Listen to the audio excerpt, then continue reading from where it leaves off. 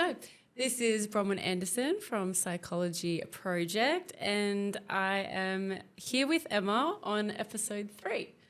So Emma, you are a clinical psychologist and you're from the UK? Yep, that's right. Amazing. So tell me about your journey, like from the very beginning of becoming a psychologist. Right. Okay. So to begin at the beginning, Yes. the training program in the UK is a little bit different to what happens in Australia. So after you've done your undergrad degree, you essentially have to work as what's called an assistant psychologist in different roles. And the undergrad is 4 years? Yes. Yeah. Yeah. With honours. Yeah. And essentially the idea is that you build up experience in different places before you apply for a position on the training doctorate, which is 3 years. So you need about 2 or 3 years experience working as an assistant psychologist before you sort of are likely to get a space on the doctorate. So I spent those years at the very start of my career working in a variety of settings, including an adolescent psychiatric unit in central London, a forensic psychiatric unit also in London for adult males who had committed a crime but it wasn't deemed appropriate to go to prison because of their mental health. Oh, right, And then that led me to actually then working in a prison with young offenders and adult offenders. What age were you when you were with the offenders? I was in my early 20s. I want to say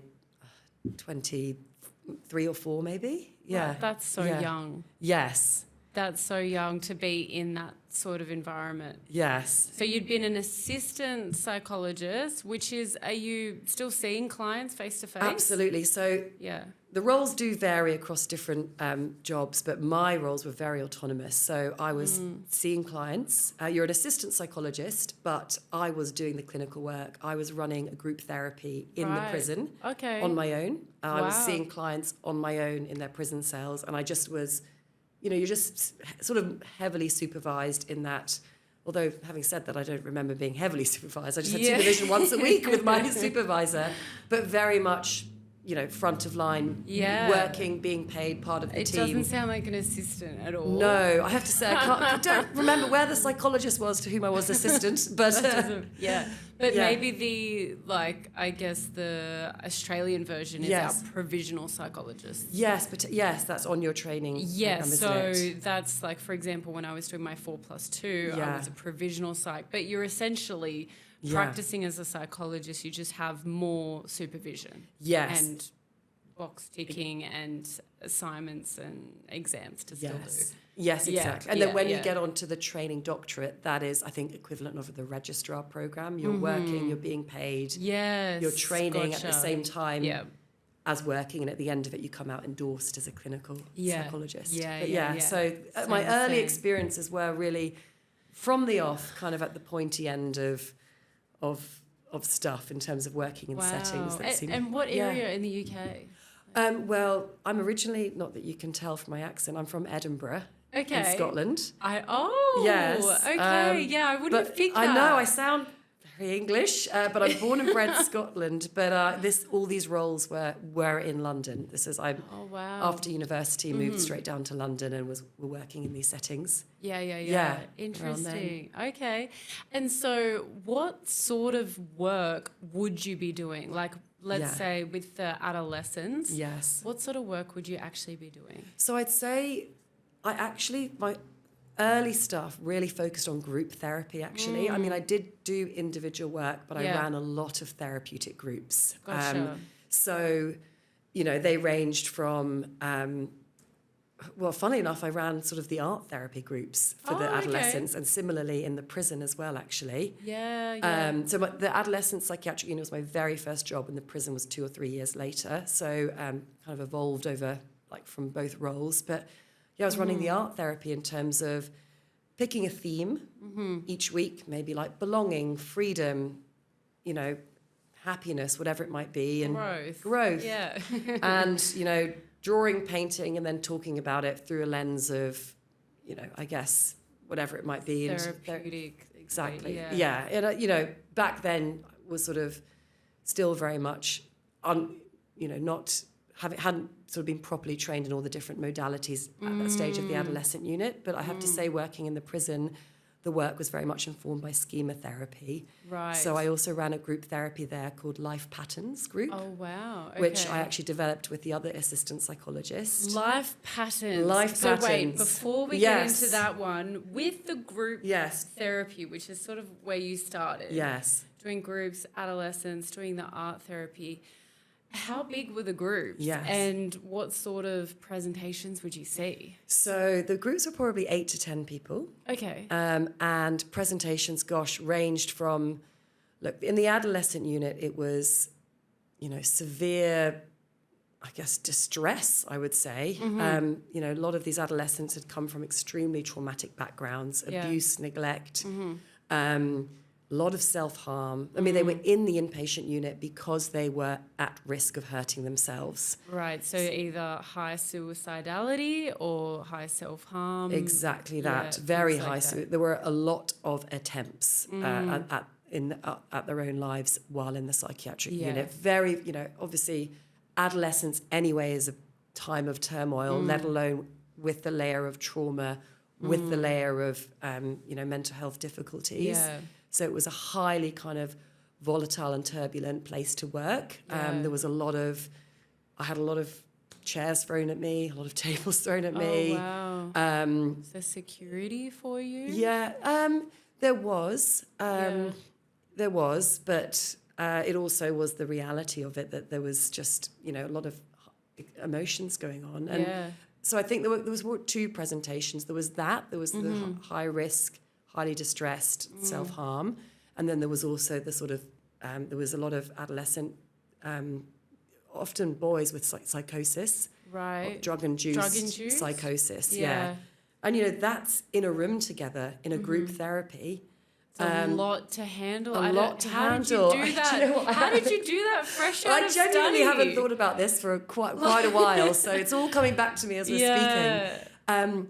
It was quite incredible, actually. You'd have, a 15-year-old boy in the room telling you that he was Jesus or he knew Jesus or responding to, auditory hallucinations in the room, while also a 15-year-old, adolescent girl who's highly distressed and emotionally labile, and you're sort of trying to talk about, you're talking about what's going on for them all at the same time. In fact, because it was, I guess, young people, and it was very acute.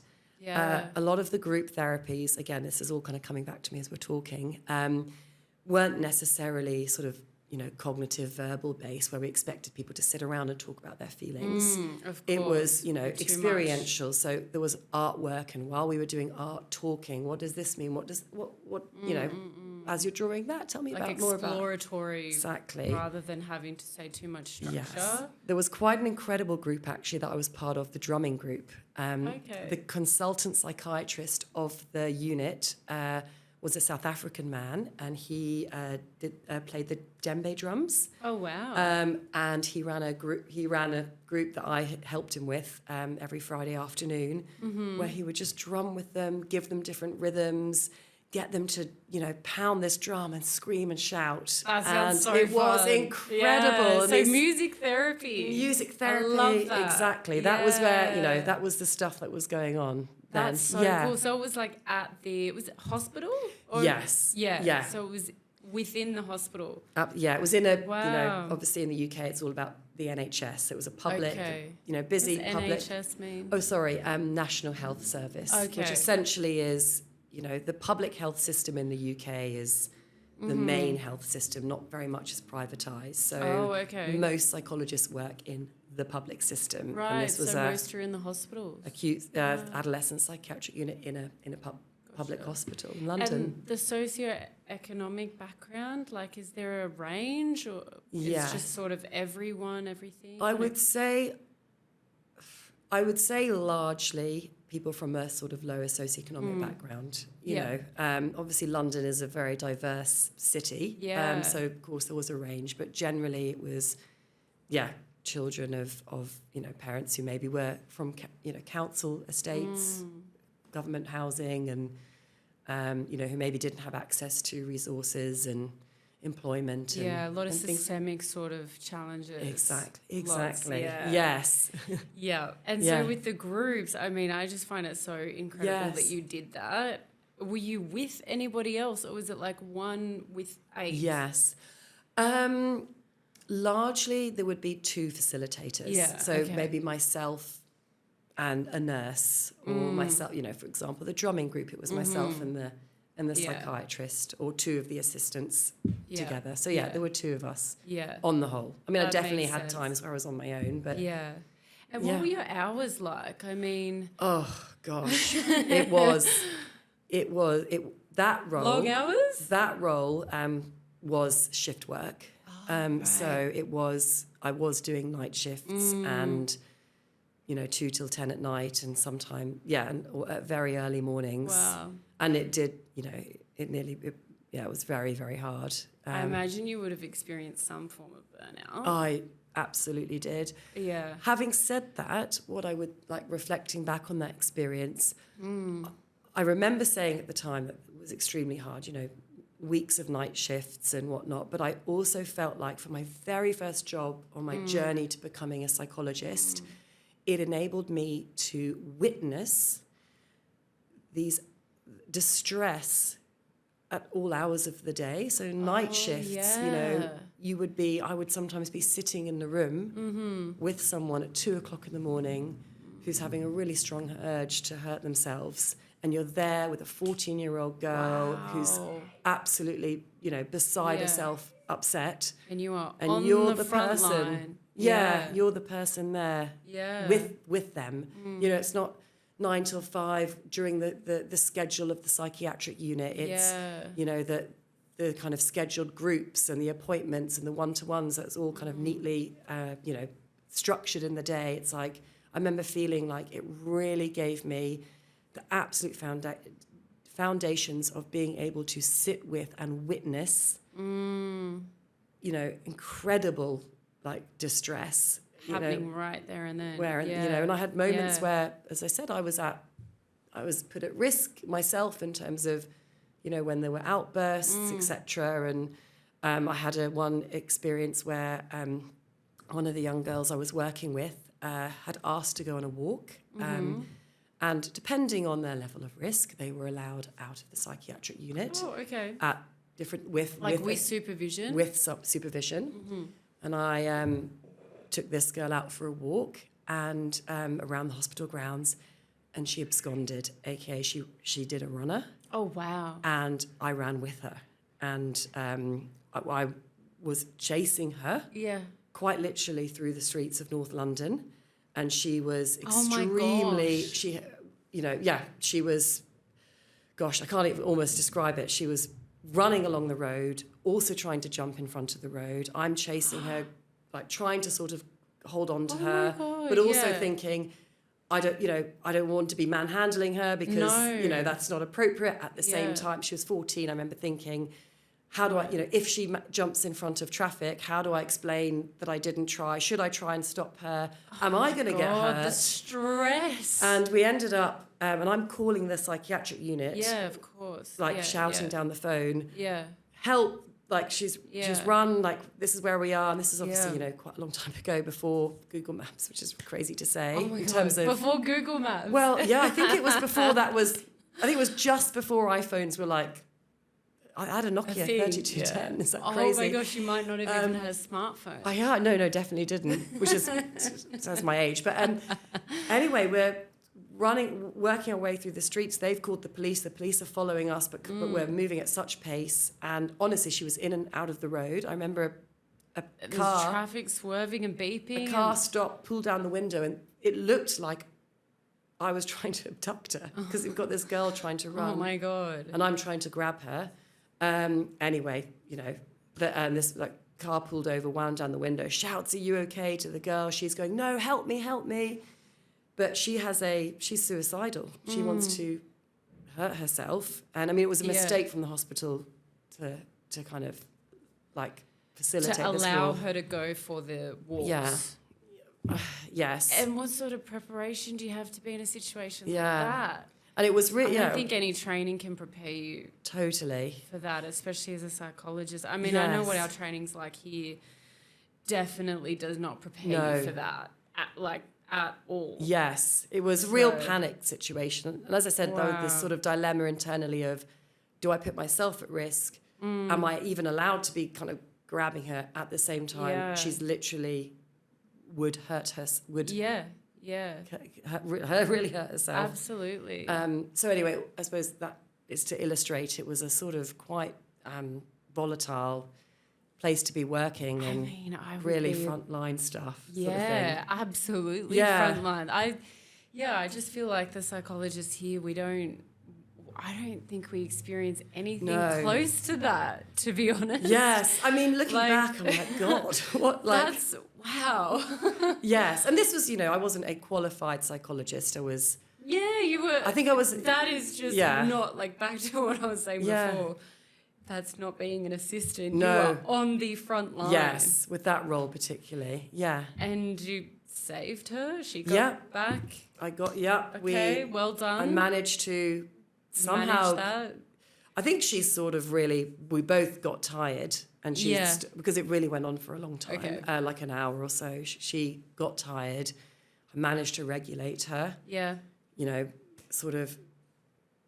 I went through talking to her, like, let's get back, let's just, get back to the hospital, and calm down. And I kind of walked with my arms around her back to the hospital. And then there was a lot of kind of a process after that in terms of a debrief, and sort of assessing their protocols. And I should never have been put in that position. No.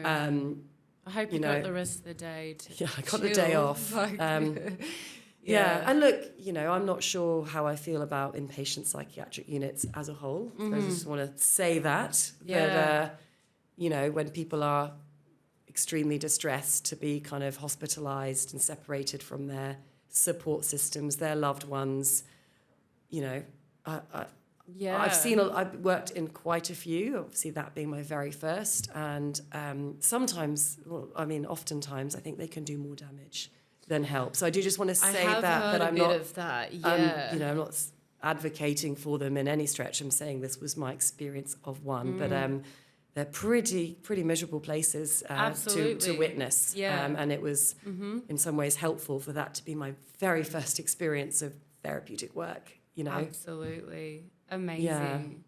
I have heard a lot of stories, even here in Australia, of people when they've, been actively suicidal, going to emergency hospital or whatever hospital is going to accommodate them, and their experience being horrible. Yes. Really, really horrible, and making things a lot worse for them. I know there are stories where people get the right help and it's, an amazing job, but I think it's a bit of luck, depending where you go, what day, how many resources they have, what staff are on, all of those factors. But, if I'm ever working with someone that's actively suicidal, I'm always really trying for their friends, their family, healthcare workers that they're already working with to be the support system instead of going to hospital. Yeah. Because I can't imagine it's ever really a great I have said to my husband, if I ever have a breakdown, do not send me to hospital. But isn't that tragic? That I don't know if it's too early to jump ahead. I don't know if it is too early to jump ahead to like working in Australia more recently. Well, I did want to hear about your life, the group. Okay, we'll go back to that. We'll hold that thought because I want to share a little bit about that. Yeah. Sorry. So you were talking about with the inmates, and you started a program? Yes. So essentially that role was in a prison just outside of London, actually. Okay. And the context of that job was in 2011, I think it was, maybe 2012. I don't know if it was news here in Australia, but there were something called the London riots, where essentially... Oh, yeah, we heard about that. London riots, erupted. Yeah, they were huge, weren't they? The whole city was... So essentially there was the death of police caused the death of, a man in London. Yes, no, I do remember this. Kind of an area called, I think it was Tottenham, there it all started, and it just triggered an eruption of sort of violence and anti-police sentiment and riots across London. I got the job in this prison the year after that. So many of the people coming into the prison were, people who were convicted, part of the riots. And the sort of tagline, I'm cautious about my language because I feel like language creates reality and can be very reductionist. But a lot of these young men were sort of identified as gang members, essentially, by the police, by society. And so it was kind of this influx of London gang members into prisons as a result after these riots. And I was working there. So that was the job I got.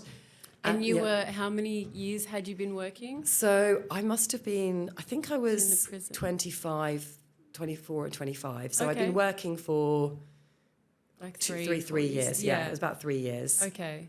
And so were you fully qualified? No, so I'm an assistant psychologist. Still an assistant, yeah. And I would say the adolescent psychiatric role, I was, it was kind of less psychological work. It was more kind of general therapeutic sort of being with, not necessarily informed by models and theories. Whereas in the prison, it was a step up. It was, much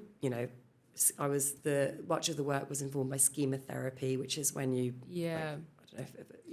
I am familiar with it, a little bit about it. So you're working in the prison. A lot of the gang members that you're saying are the people that you were treating, doing therapy with. You were doing groups? I was doing a mixture of groups and individual therapy, but I would say mainly groups. Yeah, mainly group therapy. What was that like? Oh my gosh, I loved it. Yeah? It was the job of a lifetime. My favourite job, I think, in some ways. What was it about that you loved? So, again, it's me and another facilitator who's also an assistant, 10 men in the room. And what I loved about it was that these men, they were in prison.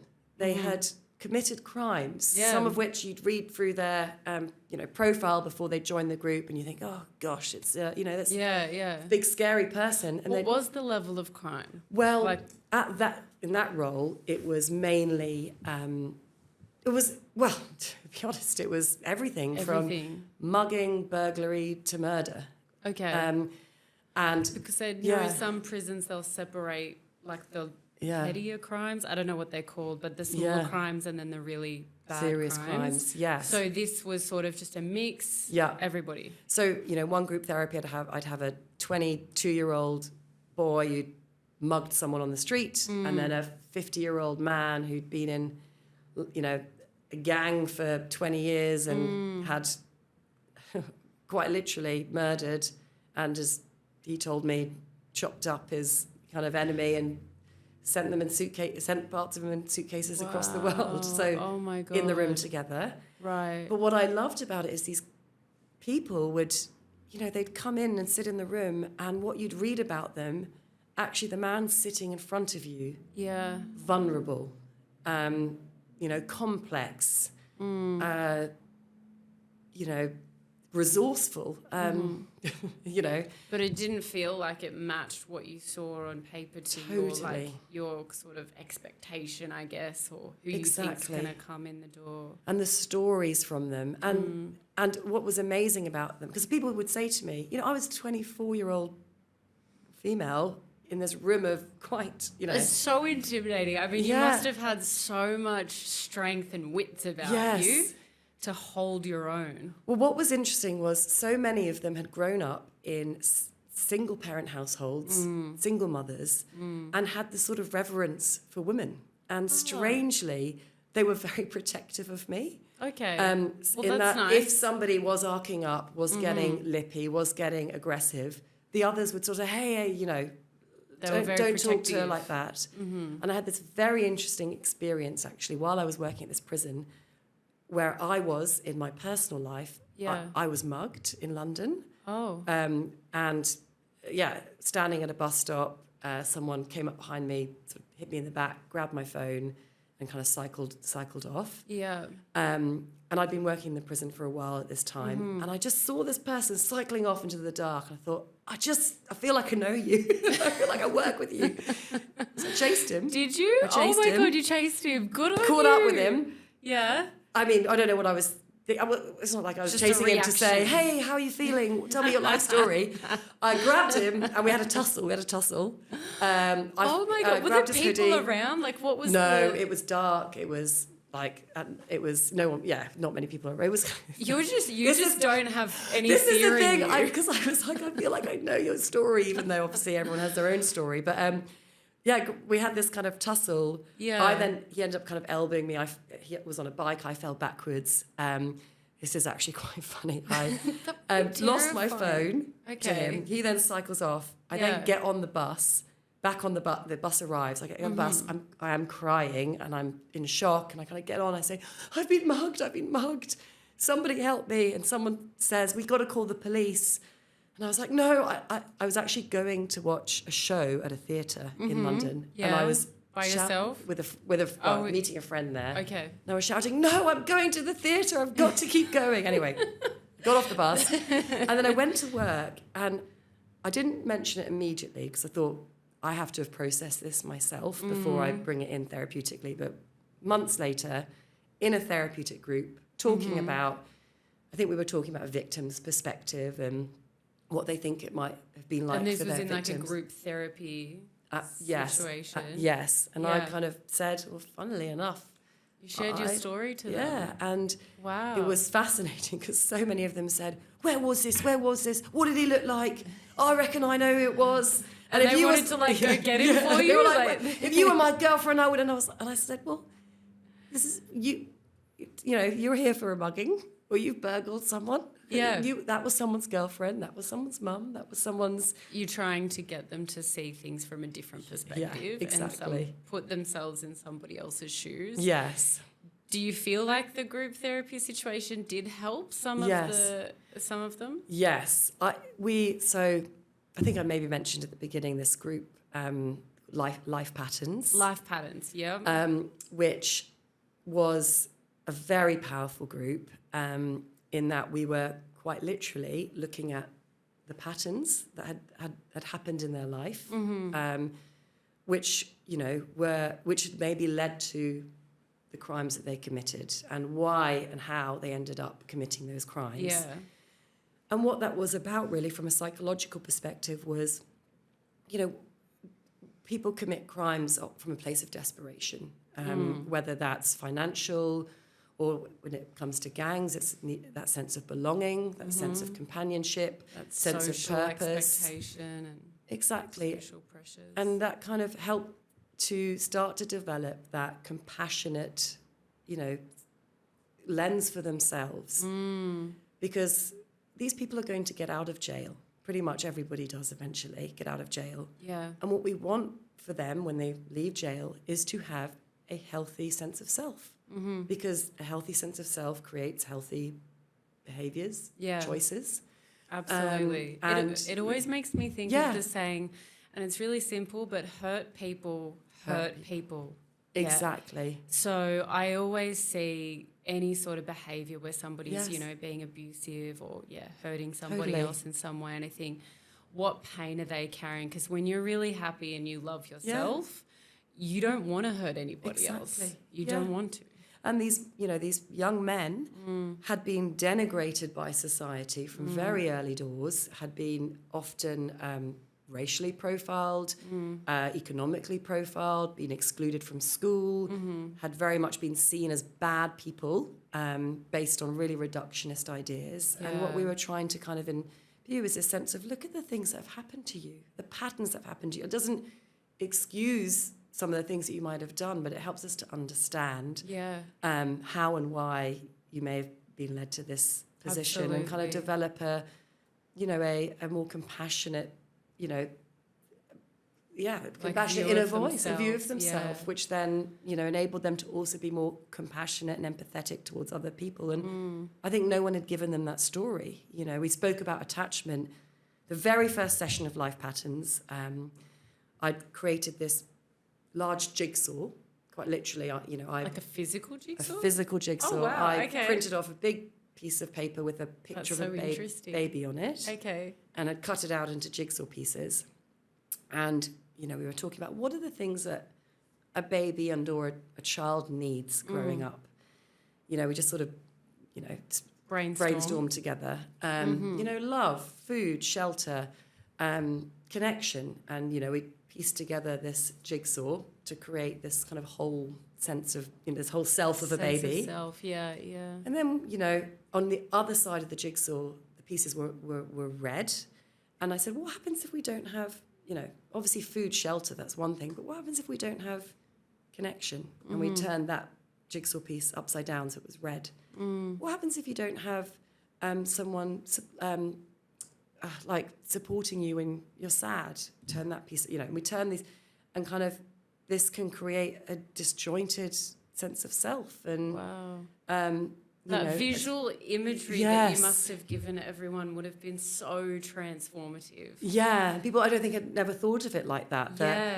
If you don't have that father figure, or if your father figure was scary, abusive, what does that do to you as a little boy? Because you are a little boy. Yeah. And you have that little boy inside you still. Sounds like the most amazing work that you would have done. And I'm assuming that there are like a lot of different steps to the life patterns, and then we go to maybe like an infant and child and adolescent, and the jigsaw can kind of keep going. Yes. Is that sort of the framework? Well, I think what kind of the next step of that group was, so how do these early experiences, patterns in your life, rejection, abuse, neglect, how do they impact how you see the world? And we did this exercise where, I guess this is where schemas come in, schemas being this kind of, essentially a lens that you have of the world based on your early experiences.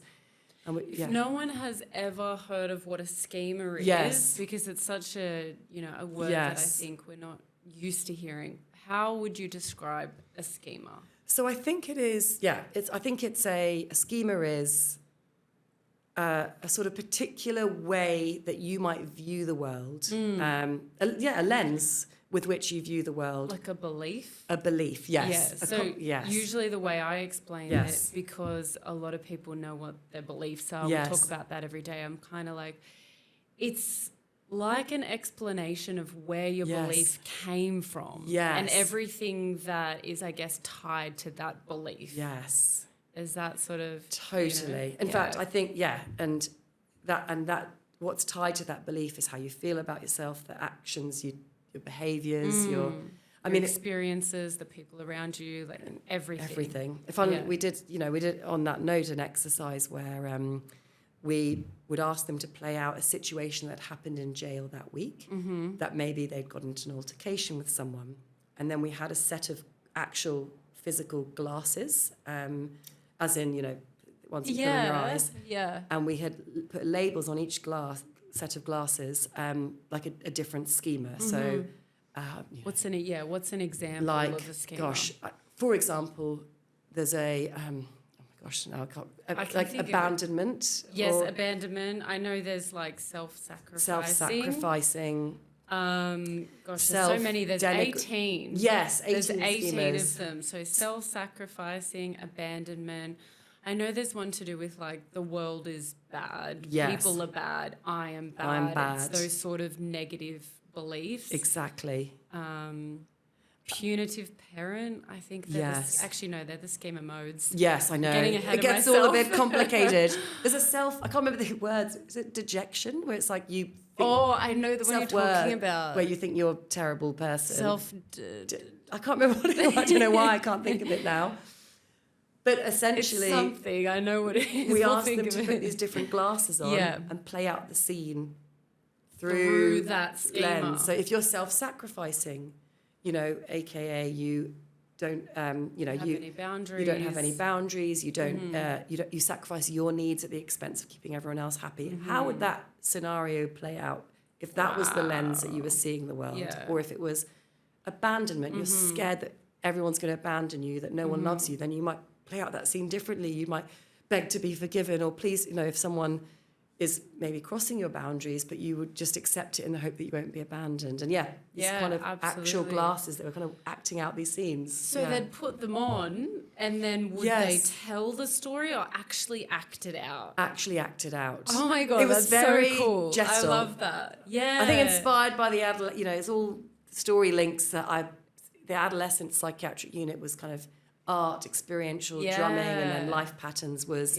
we weren't just sitting in a group, we were acting out. As they were acting out this scene, wearing these lens, we'd freeze. We'd say, freeze, now tell us what you think, what's going on inside your head as this is playing out. How would you play it out differently? Let's put on the healthy adult glasses, the healthy adult glasses being, what would we do if we were acting in our best self. Exactly. Which is what we're trying to work towards, right? Totally. The healthy adult. What decision would you make differently to help them really embody, so next time someone squares up to them in the lunch line, or, when they get released, someone looks at them funny in a shop. Yeah. They're not automatically squaring up, getting aggressive. They're,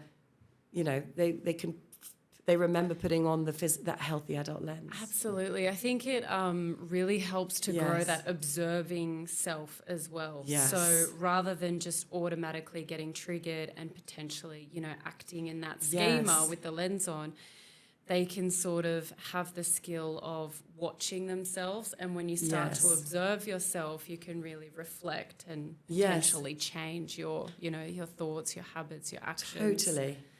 Yes, and it wasn't just talking about it, it was embodying it, acting it, playing it out in, That's so interesting. I've never heard schema therapy being done in that way. Like, that's so active. It's almost like a acting class. Yeah, it was very much extremely like experiential, which I love. I think that would have been revolutionary for a lot of people. And would you, have hour sessions? I imagine it would be longer at times. I think Life Patterns was 2 hours long. Had an hour and then a break and then another hour. Because I couldn't imagine you fitting it all in an hour. Yeah. There's no way. Yes, I think it was a long group. Wow. Yeah. And, these men, first session, they were very suspicious of each other.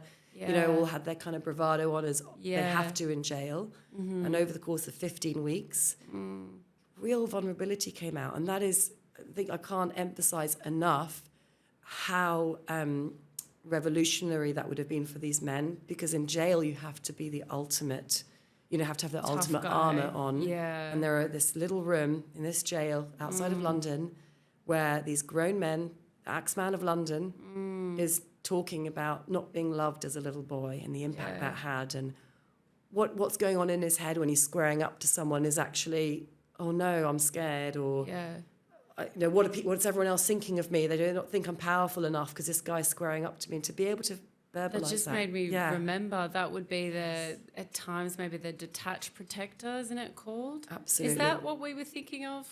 No, that's a different one. Yes, the detached protector. The detached protector. When you kind of detach from your experience, you're almost dissociative from your emotional experience in order to protect yourself from how painful it is. Yeah, totally. Do you think if somebody is acting in a way that's quite violent, it would be the detached protector? Yes. I feel like it might be something else, though, because you're quite active and aggressive. Yes. Oh, gosh, I can't quite think. Look, I haven't practiced in schema therapy for it. It's not been my focus, actually. I mean, this was... Is it quite a while ago? This was 15 years ago. Wow. Yeah.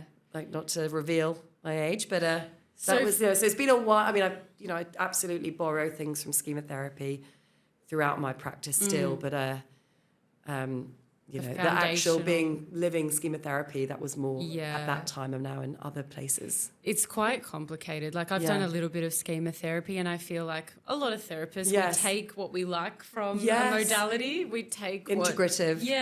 We're like, oh, I like that bit. I'm going to take that. I'm going to use that. But I might not completely use the entire modality every time. I think we take what we resonate with. Totally. And what works well for us. So you probably still use... definitely. Like, 100%. modes, schemas, it's all... And that chair work of schema therapy where you're and we did that in the group as well, where we had different chairs set up as different parts of themselves. I mean, it's parts work, isn't it, where they're talking to their younger self as their older self, or the inner child work. What's the detached protector saying about this scenario, saying to themselves? So... absolutely. I still very much use schema therapy, but at that time it was it was more purist. At the forefront of what you were doing, yeah. So you had the life patterns, and then I read that you got Psychologist of the Year at one point. Tell me about that. Well, yes. Was that in the UK? No, that was so that was more recently. Okay. So that was in Sydney for one of the local health districts. Wow, congratulations. Thank you. In 2021. Okay. And the context of that was I had spent the previous few years in a role in a busy public hospital in Sydney, setting up a new service, essentially. And were you creating that new service? Yes, wow. I was. Yeah. Okay. And I mean, I should say the award was actually, funnily enough, Early Career Psychologist of the Year, which was funny because I didn't feel early career. You wouldn't. I'm like, that doesn't match. But is it because when you transfer from the UK to Australia? I think it sort of felt like I was newer to this system, even though I'd been working for a long time in the UK. That's so funny. But early career. I feel like I should clarify this. It was Early Career Psychologist in 2021, which was only a few years ago, but I had had this whole life. But yeah, definitely not early career, but yes, you got an award. Is that because you helped create this program? Should I tell you about what that is all about? What is that program? What did you work on? So I guess this is very relevant to actually what we were talking about earlier in terms of psychiatric, my views on inpatient psychiatric units. So the context is I was working in an inpatient psychiatric unit in this hospital. Here in Sydney, Here in Sydney. And honestly, I was quite horrified by some of the ways things were working. Essentially. And was it due to a lack of training? It was the system? It was the education? Like, what part of it was not working? All of the above, I would say. So I would say, the system being, as we've spoke about earlier, people coming to hospital highly distressed, being admitted into a ward where they were suddenly very highly restricted on what they couldn't do, away from their families. There was a real pathologizing diagnostic lens on these people, as in, medication, psychiatric interventions were the forefront, first line of treatment. People who were just for example, and psychological formulation, understanding someone's. This is what I felt. So understanding someone's story, seeing it from a trauma lens, was not sort of valued as highly as let's medicate these people out of their distress, which actually really just meant often numbing people, and there's all these side effects on these, and so was it like people were coming in and for whatever reason, the staff was sort of very quick to diagnose, medicate, and say goodbye. And or people getting stuck in the ward for weeks and weeks and months, and it's hard. I don't know how much to say, but it was a bit of a culture shock for me because in the UK.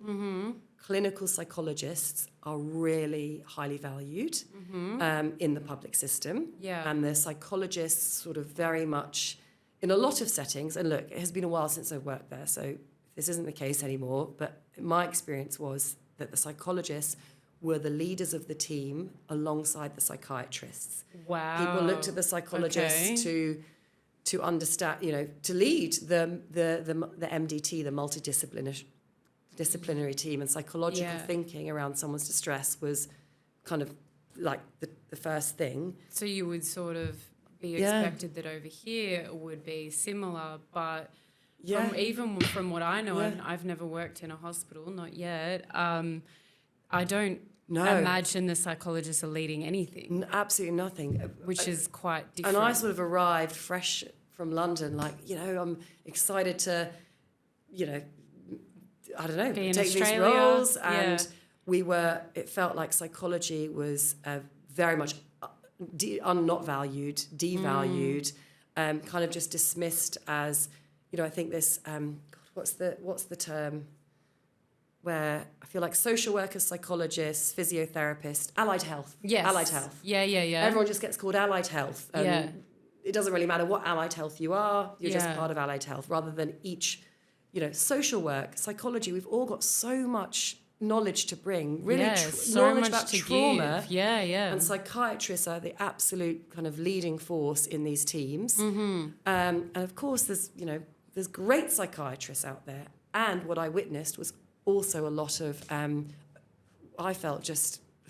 Like over-pathologizing, over-medication. And even the language that was being used about the people. I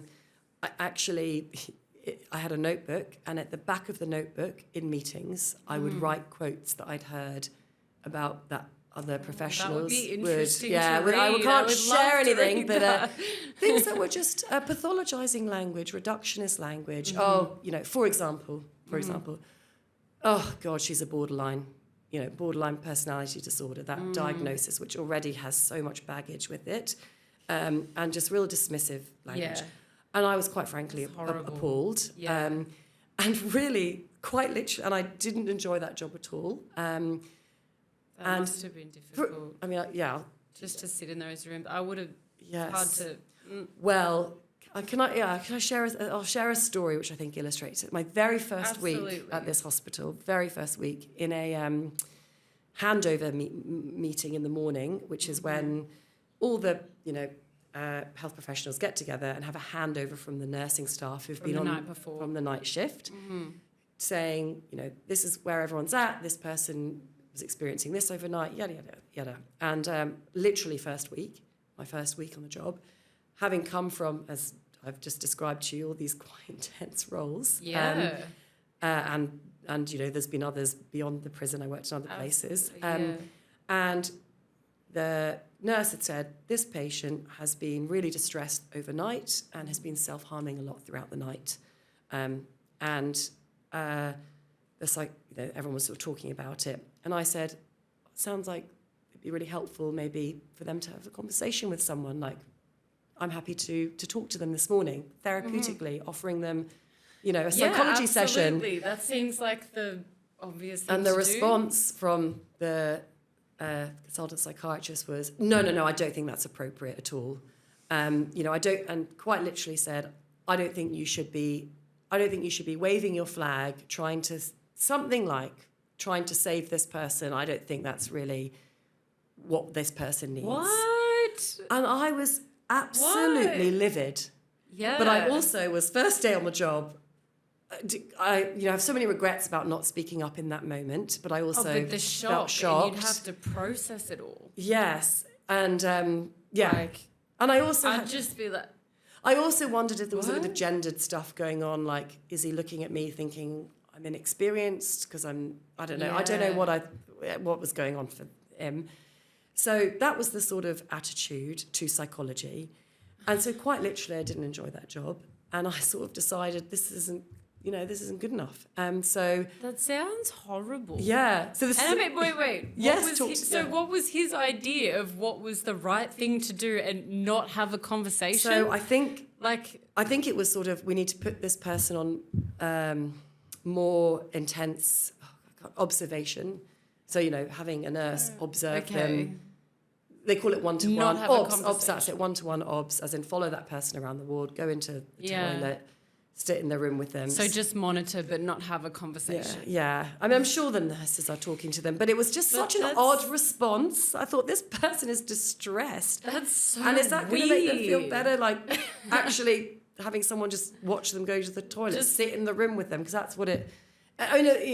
obviously... That seems crazy to me. So that was my first day, and I was like, what on earth is going on? And then... Did anyone else, after the meeting or something, say to you, like, hey, I agree, I think it's a good idea, but... The social worker, who was a brilliant person, sort of was like, people, I found I think what you want to do in those situations is find allies, as it were, people who think the same as you. Absolutely. And in that hospital system, I absolutely found allies who said, yeah, you know what, this system feels like it's iatrogenic. It's doing more harm than good in many cases. Absolutely. We're, pathologizing, restricting, over-medicating people who are distressed. Yeah. And we're seeing it through the lens of... we're missing the trauma piece here. Like we're seeing it through the lens of, I don't know, chemical imbalance in the brain versus not what's wrong with you, it's what's happened to you, which is where psychology comes in. Trauma-informed care. Totally. And I feel like it sounds like what you're describing too is like the way I call it as well as like just very textbook. Yes. Like we're just going to look at the textbook and if it doesn't fit that, then I don't know, but we're just going to follow the textbook. I thought I'd been transported back to the 50s. I was like, what is going on here? So really... Horrible. So you started to want to make a difference. Exactly. Which is incredible. So the training in the UK, the final year of the training, actually, certainly where I trained, was focused on being, so individual change the first 2 years, and then it was system change the third year. How do you change systems? How can you be a leader in clinical settings that is... challenges some of these status quos, some of these ways of working that have been in the way, and the UK is by no means perfect at all. I should absolutely say that, and lots of people would say it's a similar experience there. But how do we? That has been my background. I suppose a piece that I've sort of missed from this whole story is the place I trained was called critical. It was like about critical psychology. In other words, let's critique the system. Even psychology, let's critique the models, the theories. CBT, wham bam, thank you, ma'am. It's the in vogue, model. But let's break it down. What is CBT really about? It's telling someone there's nothing wrong with the world. There's something wrong with the way you view the world. Yeah. Let's challenge your thoughts because the way you think isn't always valid. How does that sit with someone who has grown up in unfortunate abusive circumstances? It's not the world, it's your thoughts. So anyway, all that to say, I think my background and maybe also the person I am is to always challenge and to not take things for granted and not assume this is how I love that. It has to be. I feel like I'm the same. It has to Why be is it way. this way and how do we make it better? Exactly. So always. I essentially, sort of very long story short, I was running a part of my role in the inpatient unit was to run a DBT, dialectical behaviour therapy group. Yes, and for anyone who hasn't heard of what DBT is, how would you look, it's an interesting dialectical behaviour therapy. I know I used some DBT techniques. I haven't actually done the training in it yet. But I will use a lot of the emotion regulation sort of strategies with my clients, and they're brilliant. Yes. Brilliant. What I would say about DBT is, I could do a whole podcast on DBT. I think it's quite in some ways, a misunderstood therapy in that I think, slight sidetrack, but I think a lot of people think that it's about these kind of just tools and strategies and skills and for the the naked ear, so to speak, if you're not a psychologist, it's about equipping people with strategies to manage big emotions, essentially. High levels of distress, of distress and like actual kind of behavioral tools, skills that, the idea is that people might have grown up without being taught how to manage the kind of changing emotions of a human and reskilling someone in like, this is some actual practical tools as to what to do when you're feeling different emotions in different settings in a very basic term. But DBT is also, I think, it's a sort of philosophy, a way you see the world, in that it's about introducing nuance, understanding the complexity of life, that multiple things can be true at once. It's not just good, bad, wrong, right. Like the radical acceptance is a big piece of that, yes, right? Exactly. Which is where you radically accept life as it is. Yes, exactly. One of my favourite kind of DBT kind of, it's called the DBT assumption, but this sort of philosophy is you may not have caused, the things that have happened to you in your life are not your fault. It is not your fault that you experienced these really difficult events. And it's your responsibility to change your life now. I love that. That these two things can be true at once, like that empathy. It's the things that happen to you are awful. There's a very empathetic, understanding lens. Yes. But there's a but. Yes. But it is still your responsibility to do something better. You were dealt these cards, and what are we going to do about them? And it kind of helps. It's quite confronting to hear that, I think, for the first time. But it also, I think, is quite empowering because it's saying, absolutely, you know, it's empathetic and it's saying we have agency now. You know, that's not your life now. So what can we do to make your past is your past, but your present and your future can be influenced by what you do. And let's give you the tools and the skills and equip you to maybe change where you're heading. And it's sort of like it does remind me, and I don't want to get off too off topic, but like acceptance and commitment therapy, a lot of similarities where we're accepting of who we are, we're accepting of life, but we are committed to action that's going to improve ourselves, improve the world. Exactly. Like, we're not just sitting in that, you know, this has happened and I need the empathy. Yeah. We do need that. Yes. But then we need to, like you said, do something about it. What are we going to do with the cards we're dealt with? Absolutely. And I think what's interesting about DBT versus CBT, which is obviously, you know, cognitive behavior therapy, is this idea that CBT centralizes thoughts. It's all about your thoughts impact how you feel, what you do. Yes. And not all your thoughts are valid, as I said, like that according to CBT. DBT, it centers emotions. Your emotions impact what you do, what decisions you make. And interestingly, all emotions are valid. Your emotions are absolutely valid. And how you respond to these emotions, how you react to these emotions might not always be helpful. They're valid, but your responses might not actually help you to get to we might need to work on them. With the ultimate goal being we want to, the tagline of DBT is we want to create a life worth living. And I love that. That's right, yeah. Hold that in mind. That. What is your life worth living? Yeah. So anyway, all that to say, I'm running a DBT group as part of this role. Yes. And essentially, you know, DBT is very much for people who have big emotions, often from a place of trauma. Yeah. Because they were, you know, in an environment growing up where they weren't really emotionally validated, weren't really taught how to weren't supported through emotional experiences. So they've grown up not necessarily knowing how to handle the kind of the tumultuousness of being a human. Absolutely. And so this kind of grew, this DBT group. I then sort of, I mean, without going on too much, it's a long old story, but essentially I kind of grew it. I recruited other practitioners to help me with it. It then became a standalone kind of service where we were purely focusing on DBT, but in a real, like running the group, but also offering individual therapy. We then kind of got it out of the inpatient unit and into the community. In other words, helping people, because I think I used to say, in the hospital, there were psychologists in the inpatient wards. Yeah.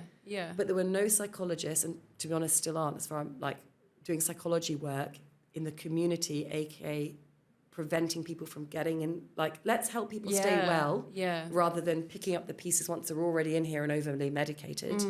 So then that group became out in the community, so to speak. In other words, seeing people before, like a very preventative sort of a focus in the community. That's amazing. And then it became essentially known as the complex trauma service. So did we not have that before you worked on this? No, not in that hospital anyway. Okay, so really. Not in that hospital. No. What about like statewide? Yeah, so have you heard of Project Air? It's a research group based from the University of Wollongong who have rolled out this kind of program to multiple hospitals across New South Wales, where it is offering short-term crisis work with people who present to emergency following a suicide attempt. Oh, okay. No, I don't think I have heard of it. So the idea is that instead of, someone presents to ED having had a suicide attempt. When I say present, it could be they've been brought in by ambulance. A loved one's called them because they've found them passed out, or they've been often people are brought in from, the Gap in Sydney. They're found at the top of the cliffs about to jump. It's not like they're presenting. They're being brought in. Connected to, a lot of distress. And, they would otherwise be admitted into into a unit. But Project AIR have this program called the Gold Card Clinic, which I essentially tried to roll out at this hospital as part of the complex trauma service. Right. Where we say, let's not admit you into this hospital. Let's short-term see a psychologist within 2 days of being discharged from the emergency and working with you to help understand what's this crisis about? Why did you want to end your life? Let's give you a few tools just to get you going. Let's point you in the right direction. Let's give you immediate psychological support. They didn't get that before? No. So this was the thing. What was happening before? Admitted into the inpatient unit.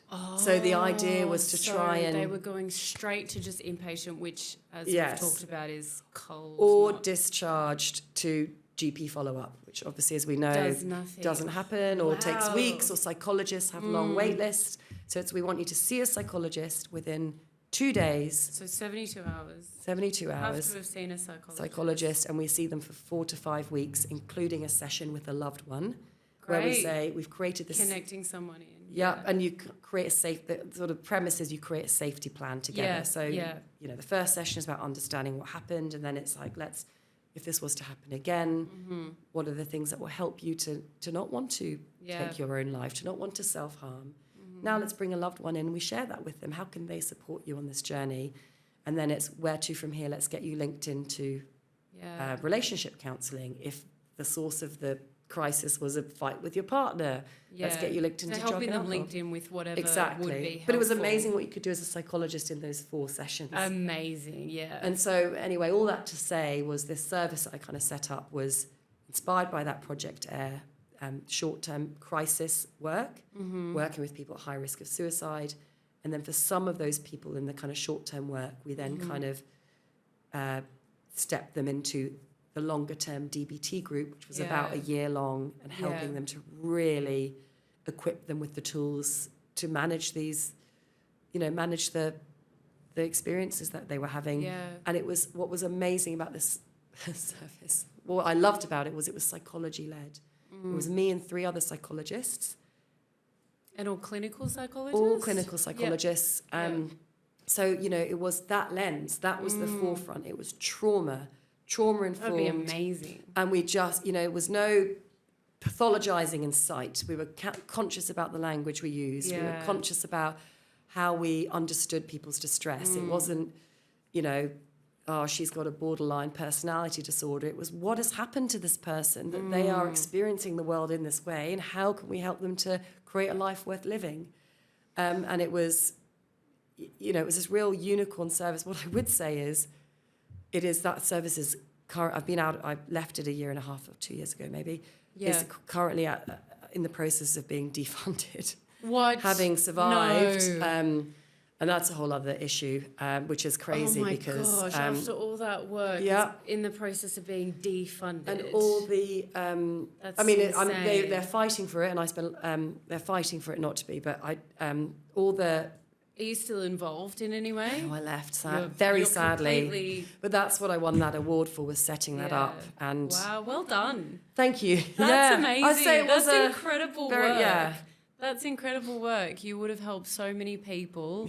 And even just the educating and working with the other psychologists, then they would be in a better position to help other people as well. So I'm sure whether it's defunded or not, the lasting impacts of what you did would be amazing. Apparently a lot of the ED staff, the nurses and doctors, are kind of saying, for them, they want that service to remain because it gives them a place to discharge people knowing they're going to be picked up rather than just admitted or discharged with no plan. The gaps in any sort of triaging system are always, I just feel like, it's so preventative. Yes. We can prevent this. Yes. And it just, and this is what I feel like in the public system, psychologists have so much to offer and it's completely overseen. Right. Especially and it's a here different in Australia. Yeah. So anyway, I don't know how. I don't know why that is.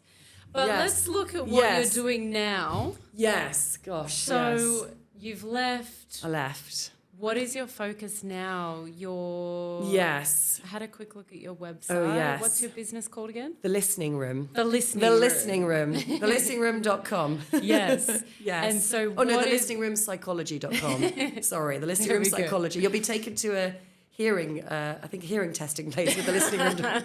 So psychology is in there, yes. Yes. Yes. And you've started that recently? Very recently. Very recently. Literally just sort of launched in the last few weeks. How exciting. Yes. So we're starting on a new chapter. Yes. What is the focus? So, look, it is essentially, my own private practice, working with adults. And look, I will see... And here on the Northern Beaches.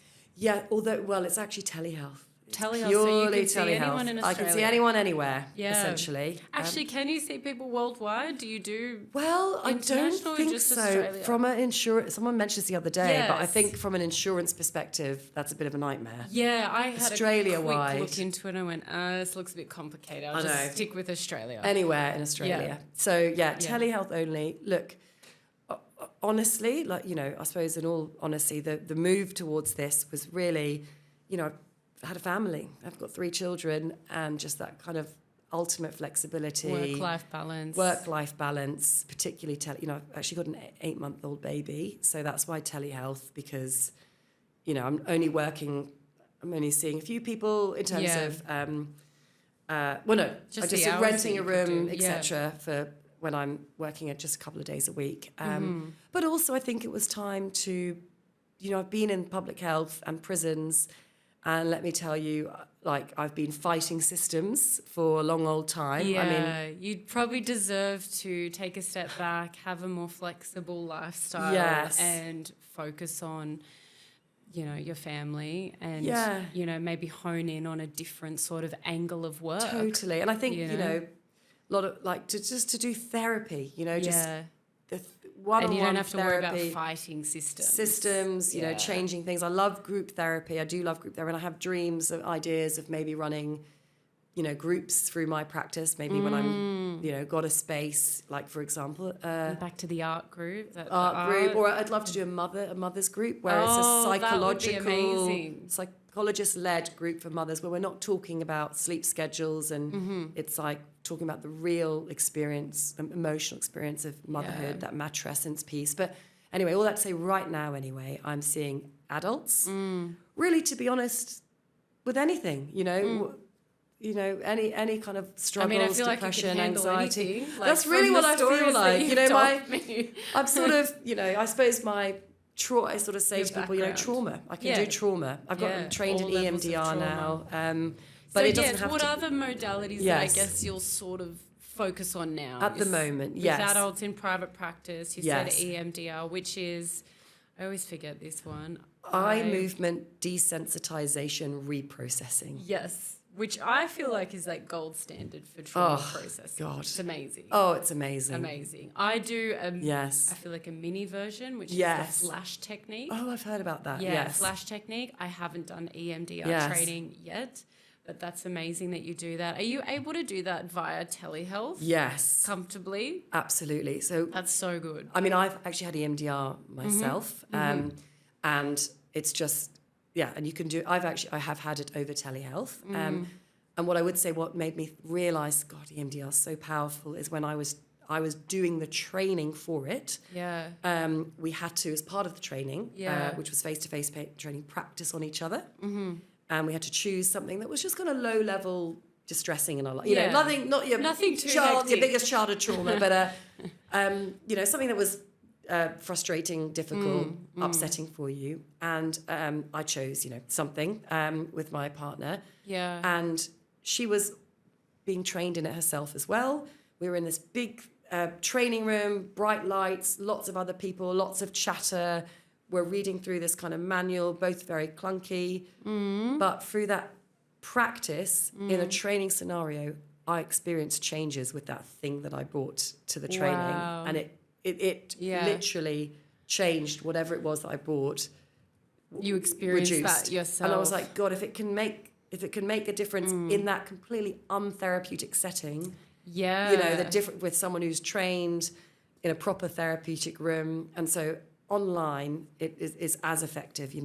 What people say is that with the EMDR, the process, it's the process itself of the eye movements. It sounds a bit woo-woo for those who haven't come across it, but in a very quick nutshell, you kind of move your eyes in a particular way while bringing to mind some difficult things that have happened. The distressing incident.